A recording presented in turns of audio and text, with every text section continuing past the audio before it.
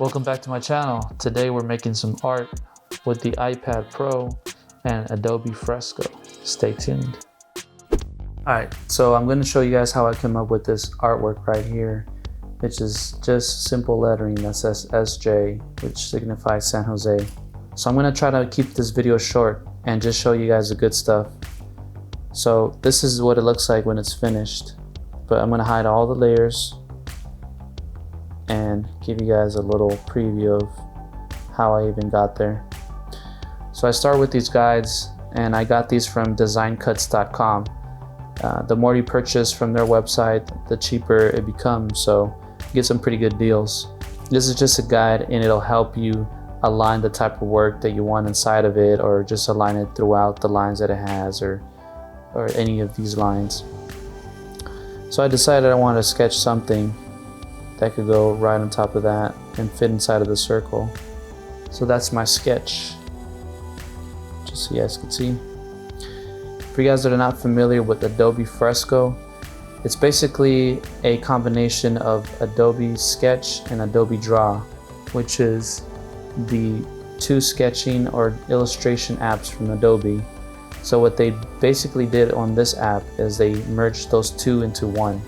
And in this app, what you can do is sketch with raster effects and also incorporate vector effects in it as well. So it's cool because all of these designs will be vectors, and vectors you can enlarge them as much as you want. For example, I have this koozie that I made, and the design was made here on Adobe Fresco, but as you can see, I'm able to get really sharp lines because these are all vector. So it's really cool. And I also made this little keychain bottle opener, which also says San Jose, or Sanho, as you can see.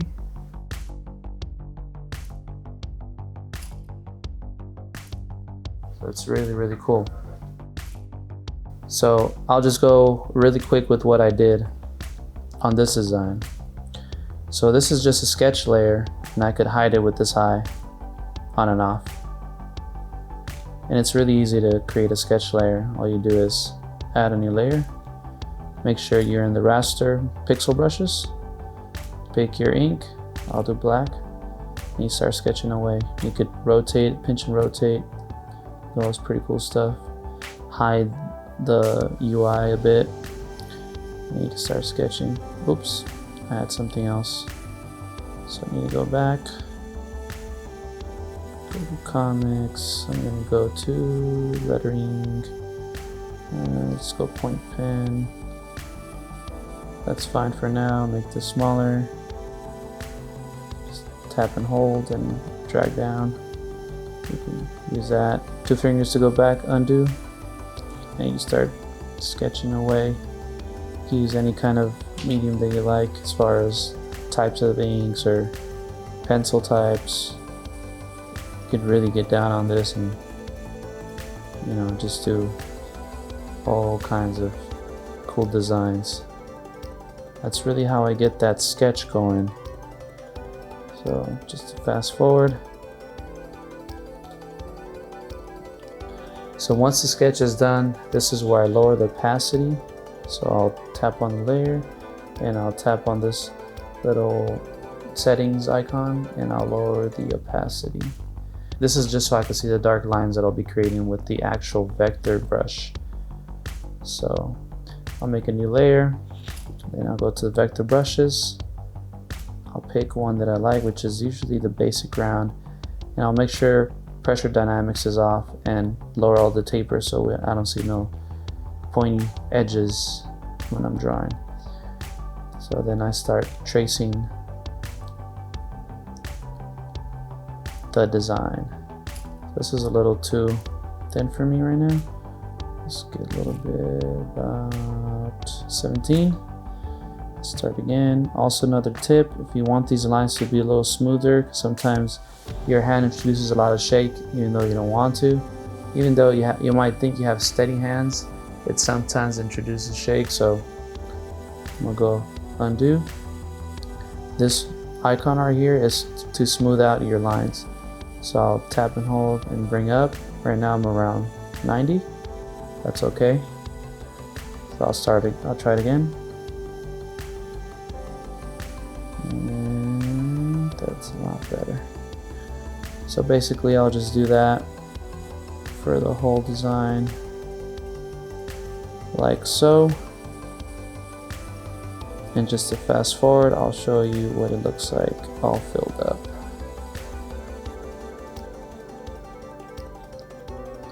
So that's the design all completed and filled with just black ink. I'm gonna hide the guides layer. Okay, so that's what it looks like. Completed. I also added some lines that give it that gloss look, which is the same concept, just using another layer and creating, and it's the same concept of doing the outline. It's just and it's the same concept of doing the outline, except I'm using another color, which is yellow, and adding a little taper on this one, which is, I don't know, maybe about 3% or so. And you just gotta experiment and play with it. This will give you a cool effect, like so.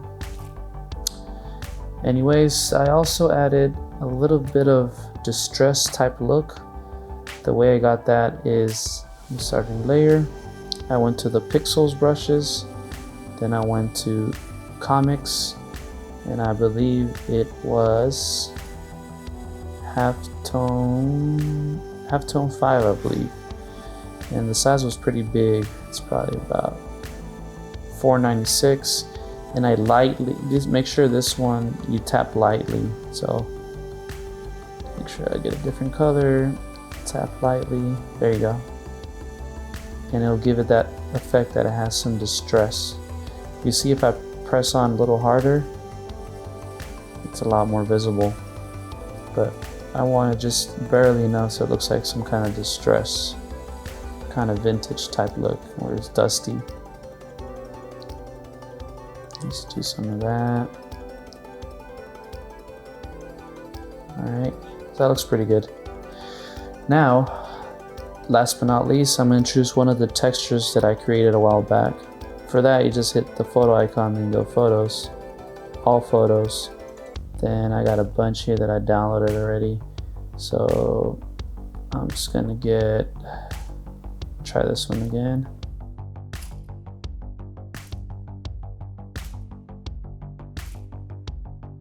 And place it. Then what I do is I'll mess with the blend modes. And I'll try one that I like, and it'll give you a little preview. If you toggle through all of these blend modes, you'll get different results depending on where this texture layer is at. So for now, what I could do is I'll move it under the black, and then we could try again, as it gives you another cool result.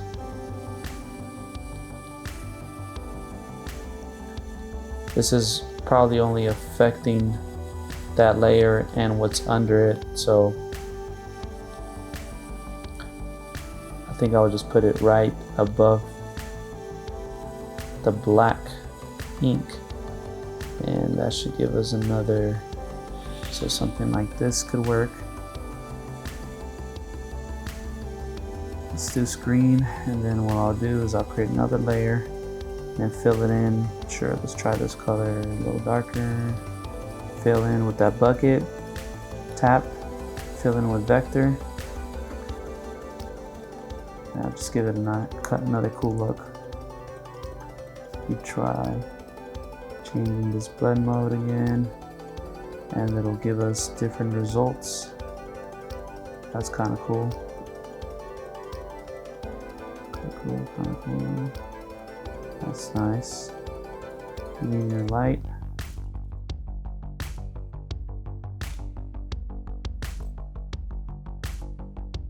I think linear light would be the best one. It looks pretty cool.